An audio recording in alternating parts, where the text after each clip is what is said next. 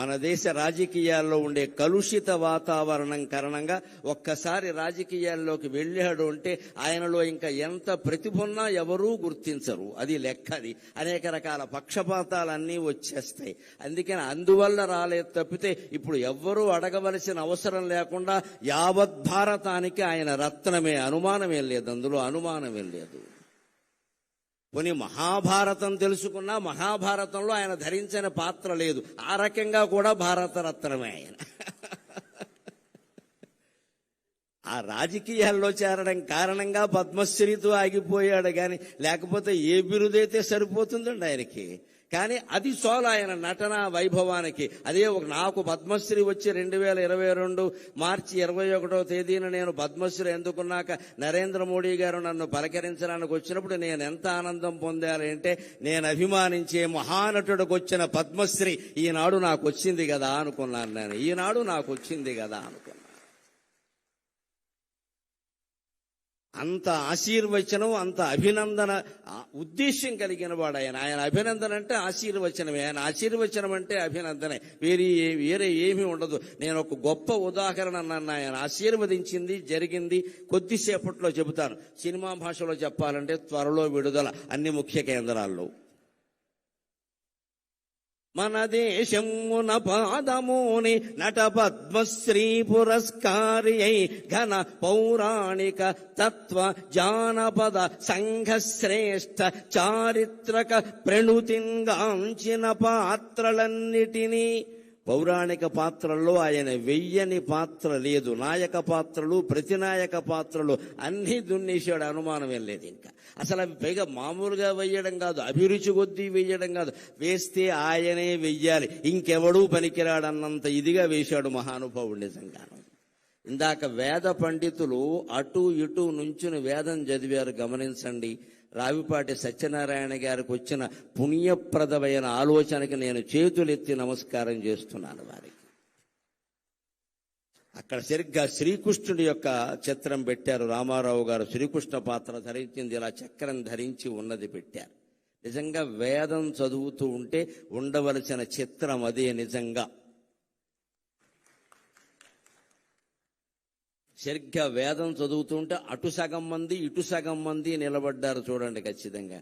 అది ఏమిటంటే లలితా సహస్రంలో చెబుతారు కదా, ద్విజపంక్తి ద్వయోజ్వల ద్విజపంక్తి ద్వయోజ్వల అంటారు. అమ్మవారి యొక్క పళ్ళ వరస 32 పళ్ళు ఏమిటంటే కింద 16 పైన 16 కదా.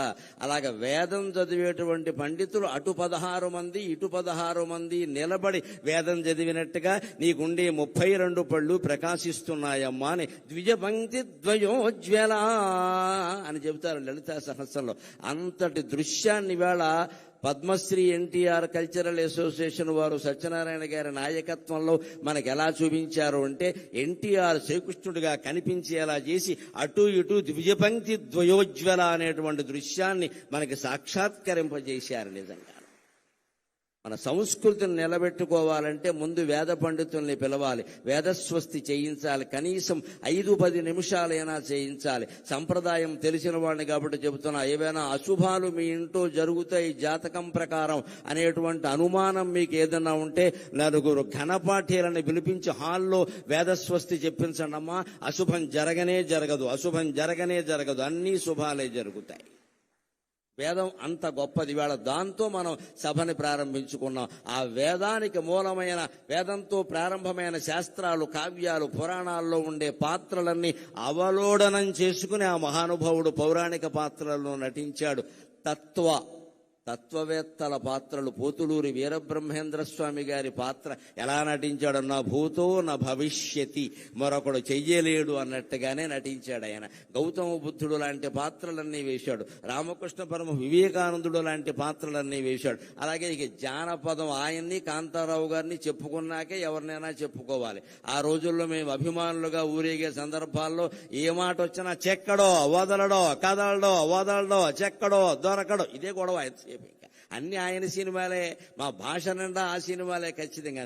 చిక్కడు దొరకడు, కదలడు, వదలడు, అన్ని గులియబకావళి కథ, అన్ని ఇంకా మొత్తం జానపద చిత్రాలు, రాజులకు సంబంధించిన చిత్రాలన్నింటిలోనూ ఆయనే మహారాజుగా, సేవకుడు దగ్గర నుంచి మహారాజు వరకు అన్ని పాత్రలు వేశారు. సంఘశ్రేష్ఠ సాంఘిక పాత్రల్లో కూడా తక్కువ తినలేదండి ఆయన. చిరంజీవులలో ఆయన పాత్ర ఎటువంటిది, నిజంగా ఆ గుడ్డివాడుగా నటించడం అనేది మరొకటికి సాధ్యమయ్యే విషయం. ఉమ్మడి కుటుంబం, తల్లా పెళ్ళామా, కోడలు దిద్దిన కాపురం లాంటి సినిమాలు ఎటువంటివి. ఈవేళ మళ్ళీ యువతరానికి, కొత్తగా పెళ్ళైన వాళ్ళకి తల్లా పెళ్ళామా అనే సినిమా చాలా అవసరం. ఈవేళ మళ్ళీ వస్తే బాగున్న సినిమా అనిపిస్తుంది. కోడలు దిద్దిన కాపురం కూడా చాలా అవసరం. ఈవేళ కోడళ్ళు కాపురాలు దిద్దట్లేదు, కంప్యూటర్లో దిద్దుకుంటున్నారు కూర్చొని ఇక్కడ. అందుకని కోడలు దిద్ది, ఇవాళ ఉమ్మడి కుటుంబాలు లేవు, అన్ని మడి కుటుంబాలు, దడి కుటుంబాలు, విడి కుటుంబాలే. అసలు కుటుంబం ఎక్కడుంది? పోయింది, టొంబం మిగిలింది ఇక్కడ. ఇప్పుడు అర్ధాంగులు తక్కువ, ఆర్డర్ పెట్టేవాళ్ళు ఎక్కువ. నమశివాయ నమశివాయ. అర్ధాంగం ఎందుకంటే ఆర్డర్ పెట్టడానికి, నేను ఆర్డర్ పెట్టుకుంటా, నీకేమో ఆర్డర్ పెట్టమంటా అంతే. మీకు ఇంకా గుంటూరులో కాపురాలు ఏమైనా ఉన్నాయేమో కానీ మాకు హైదరాబాద్లో కాపురాలు లేవు. హైదరాబాద్లో కాపురం చేస్తున్న దంపతులు కాదు, స్విగ్గీ జొమాటో, అది వాళ్లే కాపురం చేస్తారు. స్విగ్గీ భార్య, జొమాటో భర్త, ఇందులో వీళ్ళకి 2 పిల్లలు ఉంటారు. ఒకళ్ళు పొటాటో, ఒకళ్ళు టొమాటో. మగపిల్లలు కాస్త గట్టిగా ఉంటారు కాబట్టి పొటాటో, ఆడపిల్లలు మెత్తగా ఉంటారు కాబట్టి టొమాటో అంతే. స్విగ్గీ జొమాటోలు కాపురం చేస్తున్నాయి కానీ పిల్లలు ఎవరు కాపురాలు చేయట్లేదండి హైదరాబాద్లో. ప్రతిరోజు ఆర్డర్ పెట్టడమే. ఆర్డర్ పెట్టడానికి పెళ్ళి ఎందుకండి? పని లేక కంప్యూటర్ ఉంటే చాలు ఇక్కడ. అలా తయారైన మన సమాజానికి ఇవాళ రామారావు గారు నటించిన ఉమ్మడి కుటుంబం, తెల్లా పెళ్ళామా, కోడలు దిద్దిన కాపురం, రైతు బిడ్డ లాంటి సినిమాలు మళ్ళీ రావాలండి. మళ్ళీ రీ రిలీజ్ కావాలండి. రైతు బిడ్డ సినిమా ఇప్పుడు మళ్లీ విడుదలైతే ఆయన నాగలి పట్టుకుని భుజం మీద ఉన్న దృశ్యం చూస్తే మళ్లీ గుంటూరు జిల్లా నుంచి అమెరికా వెళ్లిన వాళ్ళందరూ వచ్చి వ్యవసాయం చేస్తారండి. నాకు ఆ నమ్మకం ఉంది ఖచ్చితంగా. మగాడంటే ఎలా ఉండాలరా, మనిషి అంటే ఎలా ఉండాలరా అని చెప్పి అమెరికా వెళ్లిపోయిన వాళ్ళందరూ వచ్చి వ్యవసాయం చేస్తారండి ఖచ్చితంగా. సినిమాల ప్రభావం సామాన్యమైనది కాదండి. సినిమా చాలా పవర్ఫుల్ మీడియా, చాలా శక్తివంతమైన ప్రసార సాధనం. అది దాన్ని ప్రజా సంక్షేమం కోసం, దైవభక్తి పెంచడానికి, దేశభక్తి పెంచడానికి ఉపయోగించుకున్న మహానటుడు ఎన్టీఆర్. ఆయన స్వార్థం కోసం ఆయన నటించలేదు, ప్రజల్లో విలువలు పెరగడానికి నటించారు. అందుకే ఇందాక సత్యనారాయణ గారి ప్రసంగంలో మీరు విన్నారు. వాళ్ళు అసోసియేషన్ పెట్టాక ఆయన్ని పిలిచి సన్మానం చేస్తే, ఏమిటయ్యా అసోసియేషన్, ఊరికే సినిమాలు చూస్తూ కూర్చుంటారా, ప్రజలకు ఏమైనా చేయండి అన్నట్టే. సమాజానికి ఏమైనా చేయండి. నన్ను పొగుడుతారు, ఊరికే నా సినిమాలు చూడడం బోళ్ళు మంది ఉన్నారు చూసేవాళ్ళు, సమాజానికి ఏమైనా చేయండి.